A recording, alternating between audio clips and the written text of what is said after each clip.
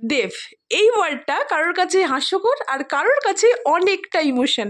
তবে আমি সেকেন্ড পার্টেই পড়ি।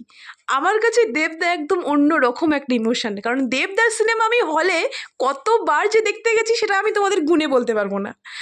একটা কথা তোমাদের এখন বলি, দেবদার পরাণ যায় জ্বলিয়া আমি হলে হায়েস্ট 8 বার দেখতে গেছি। ওটাই প্রথম যে আমি একটা সিনেমা 8 বার দেখতে গেছি। দেখতে যাওয়ার পেছনে একটা কারণও আছে, সে যাই হোক, আমি 8 বার দেখতে গেছি, এটাই হলো বড় কথা।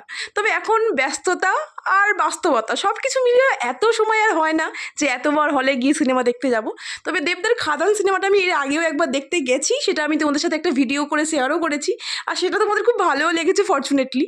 যাই হোক, আজকে দেবদা আসছে আমাদের বাড়ির একদম কাছের একটা সিনেমা হলে। সবার উত্তেজনা তোমরা দেখতেই পাচ্ছ, এই বাচ্চা মেয়েটাও গান শুরু করে দিয়েছে। এখানে না পরিস্থিতিটাই একদম অন্যরকম ছিল। তো ফাইনালি দেবদার গাড়ি ঢুকে গেছে, তোমরা দেখতেই পেয়েছো। তার আগে একটা কথা বলি, আমি সকালবেলায় মনে হলো যে দেবদার জন্য একটা ফুল নিয়ে যাই। দেবদা আসছে বাড়ির এত কাছে, আমি দেবদার কাছে যেতে পারবো না এটা ঠিক আমি মানতে পারিনি, বাট গিয়ে দেখলাম এত যখন ভিড়, কোথাও গিয়ে মনে হচ্ছিল যে দেবদার কাছে আমার আর যাওয়া হবে না। তো সবাই এই ওপরেই ফুল ছুঁড়ে ছুঁড়ে দিচ্ছিল, দেবদা কিছু ক্যাচও নিচ্ছিল।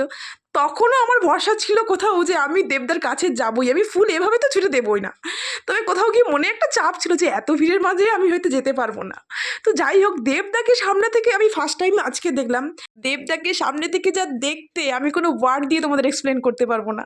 মনে হচ্ছিল যেন শুধু তাকিয়েই থাকি। আর দেবদা তার ফ্যানদের এতটা ইম্পর্টেন্সই দেয়, অন্য কোনো আর্টিস্ট এতটা দেয় বলে আমার মনে হয় না। ইনফ্যাক্ট আমি দেখিও নি, মানে এত ভিড়ের মধ্যে যে যা কোয়েশ্চেন করছিল এত দূর থেকে সবার সাথে সেই কথার মানে আনসার দিচ্ছিল।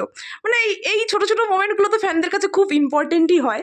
আর এখানে এত ফোনটা নড়ছে তোমরা বুঝতেই পারছো, দেবদাকে সামনে থেকে দেখে সবাই পাগল হয়ে গেছে, কনস্ট্যান্ট চেঁচিয়ে যাচ্ছে। আর মানে কি করছে আর কি বলবো, সেই সব আমি আওয়াজগুলো আর দিলাম না, তোমরা কিছু শুনতেও পারবে না, কিছু বুঝতেও পারবে না।